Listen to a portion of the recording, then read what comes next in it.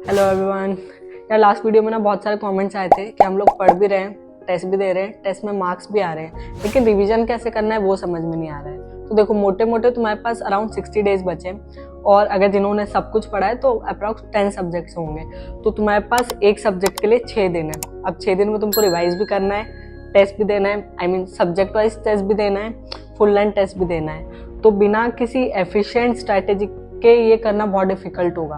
तो बिना किसी बकवास को शुरू करते हैं और जानते हैं कि क्या स्ट्रैटेजी होना चाहिए तुम्हारी अब टू रिवाइज एवरीथिंग।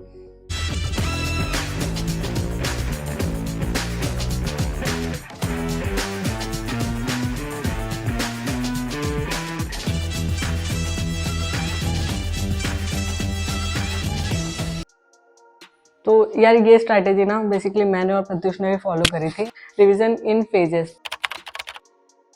तो रिवीजन इन फेजेस क्या होता है, 3 फेजेस में तुम रिवाइज करो और हर फेज के साथ ड्यूरेशन कम होना चाहिए। जैसे फर्स्ट फेज में किसी सब्जेक्ट को अगर 10 दिन लग रहे हैं, सेकंड में उसको 5 लगना चाहिए और थर्ड में उसको 2 लगना चाहिए। मतलब तुम्हारी रिटेन करने की जो कैपेसिटी या एफिशिएंसी वो बढ़ना चाहिए विद ईच फेज। तो ऐसे फेजेस में रिवाइज करने से क्या होगा कि तुम्हारी स्पीड बढ़ेगी क्वेश्चन सॉल्व करने की, प्लस तुम्हारी कैलकुलेशन बहुत फास्ट होगी। ऑल्सो देखो, ऐसा नहीं कि तुमने कोई सब्जेक्ट पहले फेज में पढ़ लिया अब फिर तुम सीधे गेट के एक दिन पहले उस सब्जेक्ट को खोल के देख रहे हो। नहीं, हर सब्जेक्ट को हर फेज में तुमको इक्वल टाइम देना है।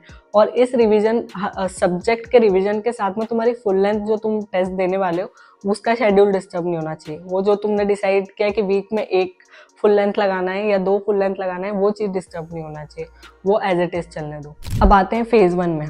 फेज 1 में क्या करना है, तुमको हर सब्जेक्ट को 3 दिन देना है। 2 दिन तुम उसके पढ़ोगे नोट्स, और नोट्स में शॉर्ट नोट्स नहीं, लॉन्ग नोट्स जो एक्चुअल कोचिंग या जो भी तुम्हारे लंबे नोट्स है जिसमें सारा डिस्क्रिप्शन लिखा हुआ है, तो 2 दिन तुम वो नोट्स पढ़ो।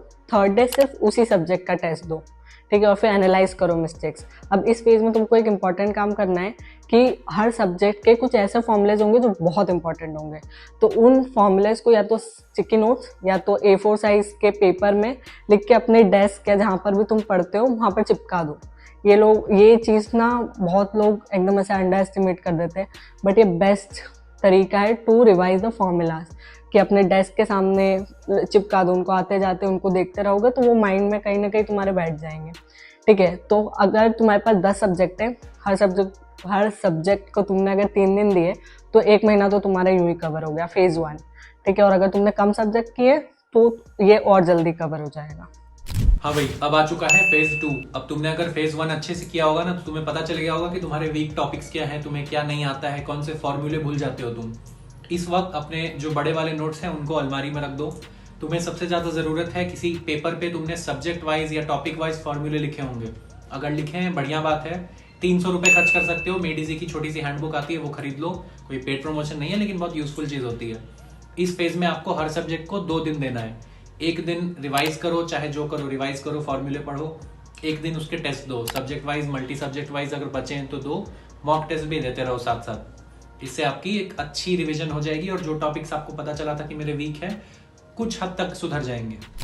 हाँ, तो फिर आता है फेज 3। तो डिपेंडिंग ऑन कि आपने कितने सब्जेक्ट किए हैं और आप कितने डिसिप्लिन से इन दोनों फेज को फॉलो कर रहे थे, आपके पास मुश्किल से 10 या 15 दिन बचेंगे मैक्स। अब मेरे ओपिनियन में तो ये कोई पढ़ने के समय नहीं है, ये कोई प्रिपरेशन का समय नहीं है। इस समय को तो काउंट भी नहीं करना। अब जिनका एग्जाम 14 फरवरी को होगा वैलेंटाइंस डे पे, उनको लगेगा कि मेरे पास है अभी 20 दिन। लेकिन इस वक्त मैं कहता हूँ रिवीजन से ज्यादा ना सबसे ज्यादा जरूरी चीज है वो शांत रहो। जो तुमने पढ़ना था वो 1 साल में पढ़ लिया, जो तुमने नहीं पढ़ना था वो तुम 1 साल में भी नहीं पढ़ पाए, अभी भी नहीं पढ़ पाओगे 10 दिन में। तो बेकार की टेंशन लेने की जरूरत नहीं है। बस फॉर्मूले रिवाइज करते रहो। अपने सिली मिस्टेक्स की डायरी को रोज पढ़ो, रोज नियम से उसको रोज पढ़ो, हनुमान चालीसा की तरह। बस अगर तुम इसमें पूरा शांत रहोगे, विश्वास रखो अपने ऊपर। अब 1 साल 6 महीने 2 महीने जितना भी तुमने पढ़ा है, अब वो 10 दिन में ना तो खराब होने वाला है ना तो अच्छा होने वाला है। तो बस इसी फोकस के साथ एग्जाम में जाओ। मॉक टेस्ट दे सकते हो तुम। मॉक टेस्ट अगर 2 दिन में 1 या 1 दिन में 1 जैसा तुम्हें मन करता है दे सकते हो। वो भी रोक देना चाहिए एग्जाम के 1 हफ्ते पहले, वो भी रोक ही देना चाहिए कि अब सीधा एग्जाम देंगे। तो बस ये 3 फेजेस हैं। अभी भी आपके पास बहुत समय है, तो मैं लास्ट का बता रहा हूँ। अभी से अगर देखोगे तो आपको तीनों फेजेस अच्छे से एग्जीक्यूट किया तो बहुत अच्छा रिजल्ट आएगा लास्ट में। तो सबको एग्जाम के लिए ऑल द बेस्ट, और चैनल को सब्सक्राइब कर लेना, लाइक कर लेना। मिलते हैं अगली वीडियो में।